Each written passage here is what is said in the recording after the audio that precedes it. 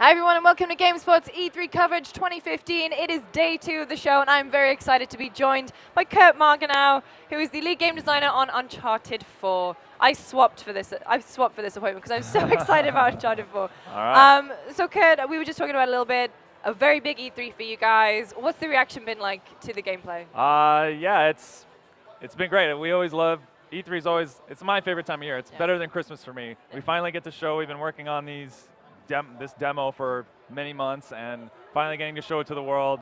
Going to the press conference, seeing the reaction from the crowd is really the most like visceral. It's the closest you get in the video game world to really like being a rock star or whatever. But just it's the live performance of it, and Bruce playing live on stage. It is kind of a performance, and it's great. I love it. And you guys kind of had like the big encore, I guess, because Sony's press conference had so many big announcements, and then you guys were right at the end, showing off live gameplay.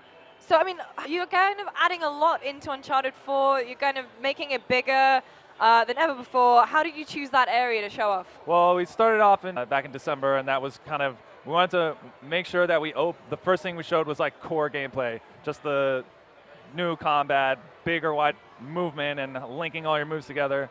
And then for this E3, we wanted to make sure that we can still bring a set piece, that it's still the fun pulp adventure that everyone loves about Uncharted, and trying to just deliver that in like the most bombastic way possible. Because I think with the first reveal trailer, everyone was not concerned, but maybe they thought Uncharted was kind of tonally was going to be a bit darker. The subtitles, obviously, A Thief's End. It had that lovely blue and dark color palette. And then this E3 demo, it kind of reminded us what Uncharted was. Exactly, yeah, totally the intention. Like, this Madagascar city is so colorful. Like, our art director is just filling the world with color, and seeing it up on the stage in all its like, the video calibration on the monitor was really good. We're very like particular about that kind of stuff and how the game looks on different. So let's talk a little bit about some of the new. You saw that Nate, when he's climbing, he seems to have like a lot more freedom. It's not just following the golden path anymore. Yeah, for sure. When it comes to combat, it seems there's a ton more ways to take a look at them. Yeah. I mean, the big thing for us is like more choice for the player, bigger spaces, multiple paths. You saw in the PSX demo. It's like we just give you an environment to kind of play around in. Climb up. We give you a goal and kind of head towards it. Same thing in the demo we showed at the press conference. We kind of give you a goal, and we give you mechanics, in this case driving for the first time, and giving you multiple routes and kind of letting you find your way down to Sam's Tower. So it's all the little roads you see, all the paths you can choose to go in are all viable options. Yeah, I mean is that not more fun to design for, because you're kind of fun? Yeah, is a I word imagine to say. tricky. Very hard. Yeah, it's tricky. Here we are in the Jeep.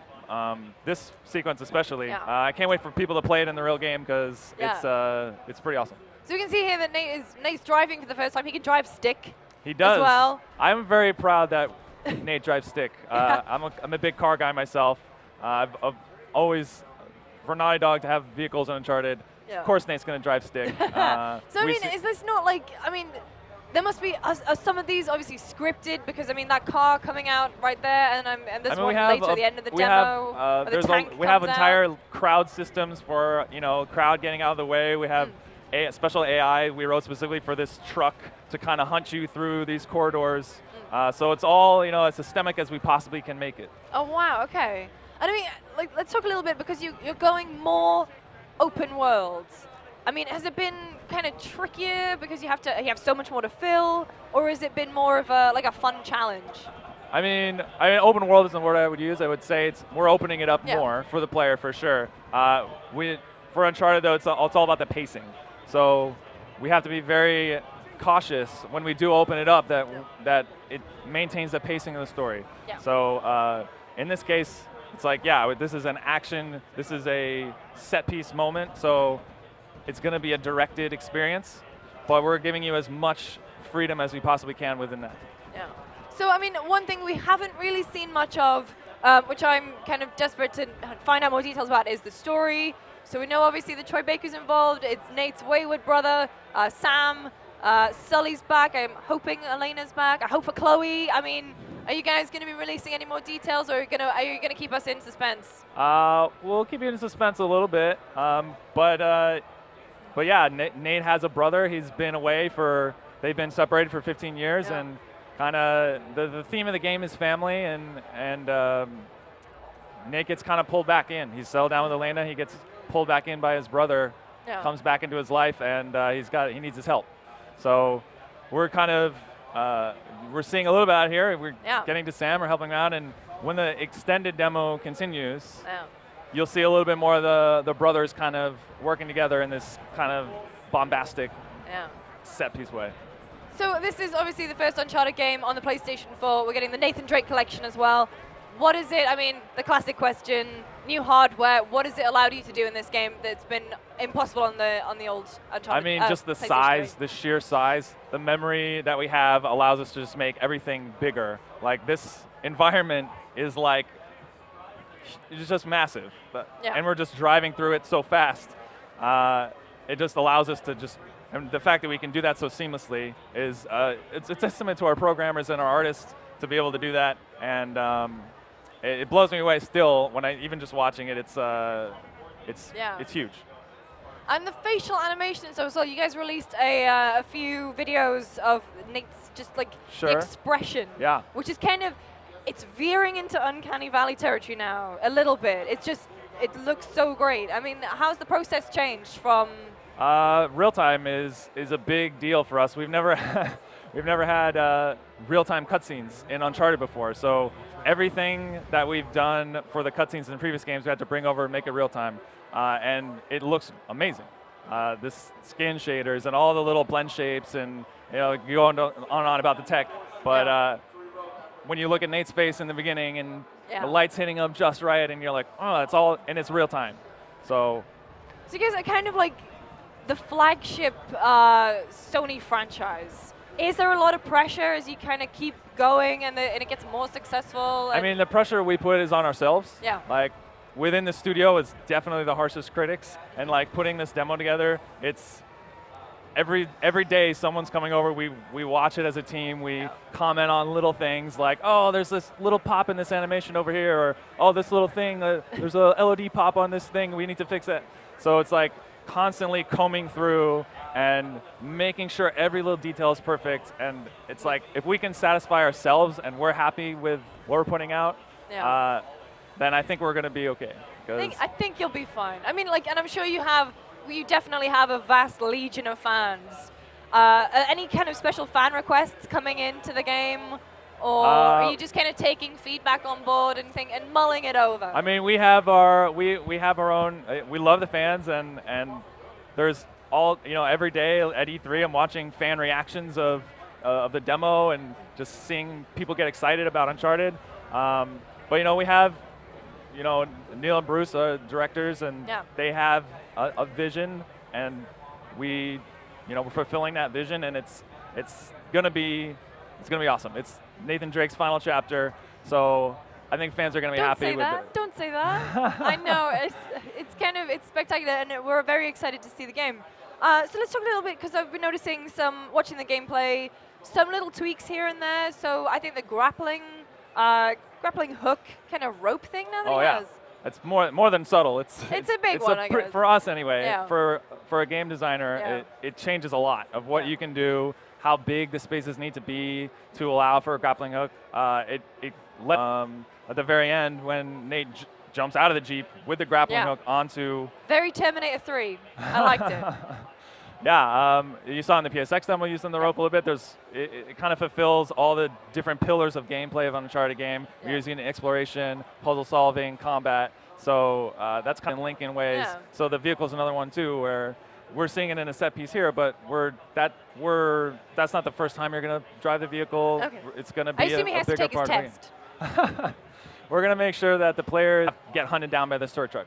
So I mean, the Uncharted on Vita obviously used quite a lot of the touchpad functionality. Sure. Are we going to be getting that in the DualShock 4?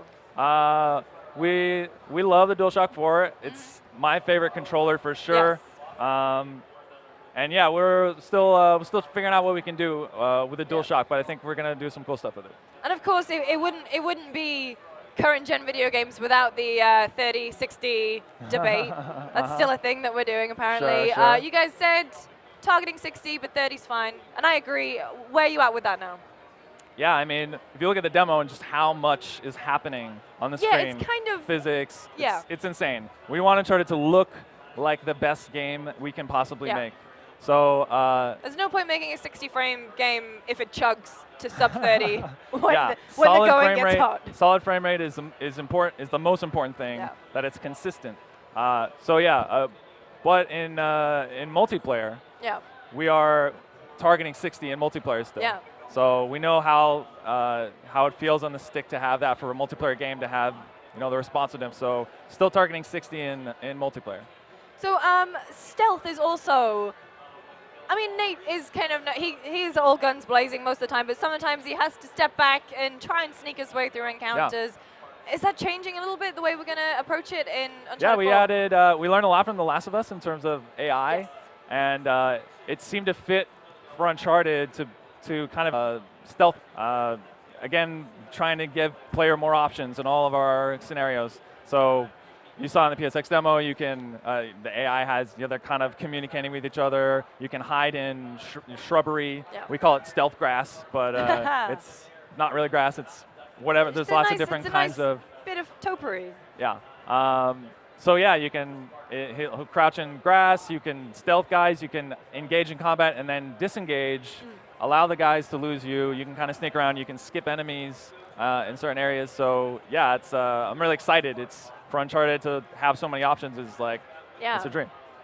When it came to sort of, not redesigning, but adding in more stealth mechanics, which games were you kind of looking at? Which really inspired you? And we love other games, but it's like, for us, we just kind of look in at what we want to play, and what, we feel like we're the experts of Uncharted, so what do we want in Uncharted? What do we want to add? What do we think is an evolution?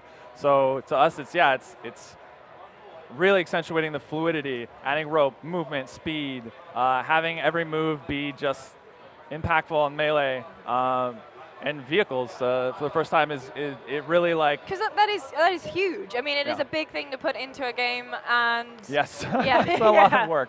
We've been working on vehicles for years. Wow. Really hard. Which engine are you running in? What's that? Which engine is the game running in? It's our Naughty Dog engine. It's a proprietary engine that we've just kind of evolved through the years, and that we built kind of from scratch in Uncharted 1. And every game we've iterated on, and like every game we just keep adding new features, different things. And new physics, new lighting. And PS4, the leap to PS4 was a big challenge. Completely different architecture, so we had it took a while, and feel like we're pushing it really hard right now. So are you still finding things that you didn't sort of know the engine could handle, could do? Well, we find things a lot of times. We put stuff in the game and it's terribly really hard to make it run in frame rate or to add more things. The idea for this demo was like everything destructible in the market, like we want easy as a designer to say like, but to actually make that a reality, to have the physics programmers and the artists and everyone who's involved in making all the little pieces break and being able to have everything render on screen in frame rate, and making games is hard. But I think that's what a lot of people totally appreciate.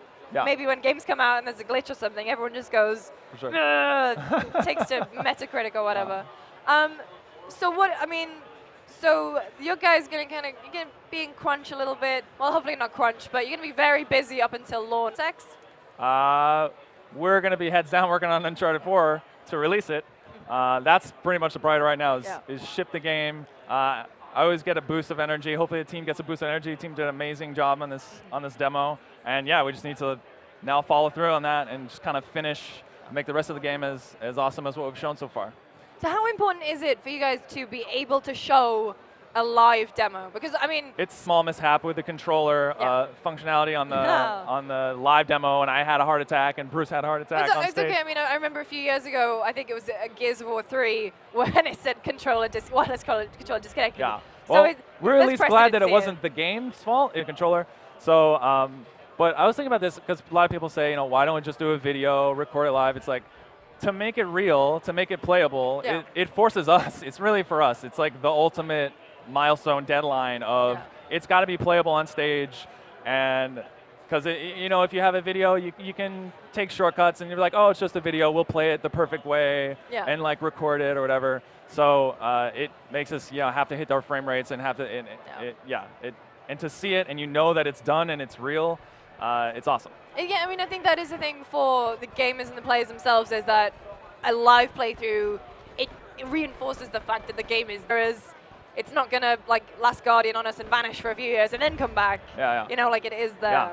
It's real, and it's coming. And it's real for us as developers to like, oh right, we got to ship this game now. I'm gonna say, let's talk a little bit about the story from what we've heard.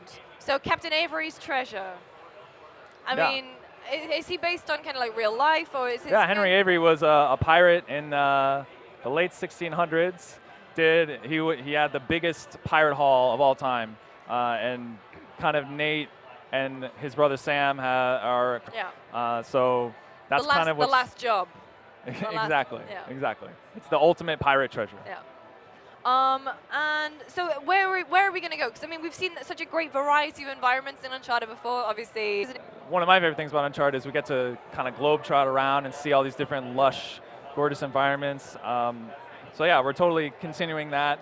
Even within Madagascar, we've got anomaly of you have amazing, colorful cities filled with people, and we're going to be going kind of other parts of the world too. So. I mean, is that fun? Are you sort of just tied into, you know, the real world parts of the story with the Captain Avery stuff when it comes to choosing where you want to go, or are you free to sort of pick a point on a map? It's inspired by that for sure. The places where we go are kind of following kind of Avery's life and death. So yeah, it's we don't want to give too much away, but it's gonna be cool. So a lot packed, and that's great. But I am a big fan of the puzzles.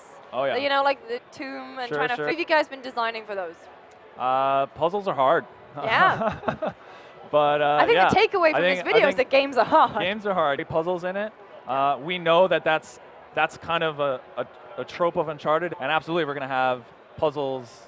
And now that we have like new mechanics, we're gonna see, you know, ropes used in puzzles, vehicle puzzles, you know, problem-solving stuff. And then even just, you know, in the traversal, it's a problem-solving. But yeah, in terms of like the classic Uncharted, the temple puzzle kind of thing. Yeah, absolutely. We're gonna have, fans will be happy for sure. Yeah, with the extra, like more openness of the game, is that not more difficult to sort of rein it in when it comes to your bigger environments? Like. Yeah, I mentioned with the pacing before, we have to, because you have to make sure that when we open up the environment and allow the player to play through kind of in a different space, go explore, that it makes sense in the story to do that. Yeah. So we don't want you, when you're, oh my God, I got to get to Sam, to be like, oh, well, I'm going to go play around with I'm going to find treasures over here.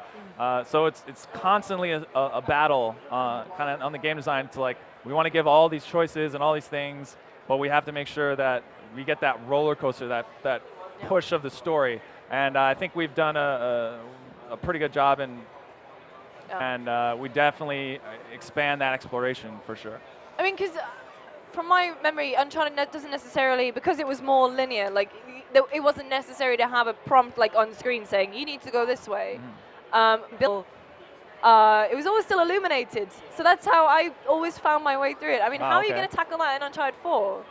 Yeah, I mean, it's hard. Again, it's one of the hardest things in game design is to let the player know where they have to go and what they have to do. It's like kind of the number one rule. So yeah, when you're like, a big thing for Naughty Dog is is minimal HUD. We don't want to kind of interfere with the experience. Most of the time in the demo, you see no HUD on the screen, and that's not fake for the demo. That's like everyone knows Uncharted. It's like that's the real experience of playing. So yeah, it's setting up goals like we have in the cutscene there. You see the tower in the distance. You kind of see that tower throughout, and you know that downhill is the way to go. So you kind of in the level design have to talk about level design. But yeah, it's one of the hardest things for sure for a designer to make a level, to make Uncharted levels in general. It's hard. What comes first then? So I assume there's like a broad outline of the story, maybe, but then so how do you kind of design when you don't really know the exact specific parts you're designing for? I mean, we have the story outline kind of beginning to end of the game already before we start laying out levels. And then we go to the designer, and the designer, it's kind of like you said, where there's beats that we want to have happen, and then we leave it to the designer to really own that and kind of fill in the experience with knowing where, guiding them with, where our mechanics at this point in the game, and how can we exploit them in new ways, and then just kind of hand it off to the designer making that level and nurturing their abilities and guiding. So it's a lot of fun. So you mentioned with the jump from PS3 to PS4, obviously a significant jump in hardware capability. What was the trickiest bit to figure out? To adapt for, I guess. I mean, were there things with the PlayStation 4 that you didn't anticipate? I don't know. It definitely gave us more of everything. More memory, more. And then you're like, oh, more. You throw everything at it. And then you're like, okay, this is crazy. And then you still make it work anyway. The programming team at Naughty Dog is ridiculous, and I'm consistently blown away. It's like I'm so spoiled as a game designer to be able to go over and be like, okay, well, here's the crazy thing we want to do. And then my favorite thing at Naughty Dog is you propose a crazy idea, like some insane chase down a hill, and it's like, brilliant. We'll make it work. That's all. I'm going to work every day. Okay, I'm afraid that's all we have time for. Thank you so much for joining me. Really can't wait to play the game next year. Yeah, thank you for having me. Thank you. Make sure you stay tuned here to GameSpot because we have so much more awesome stuff coming up, so make sure you don't go anywhere.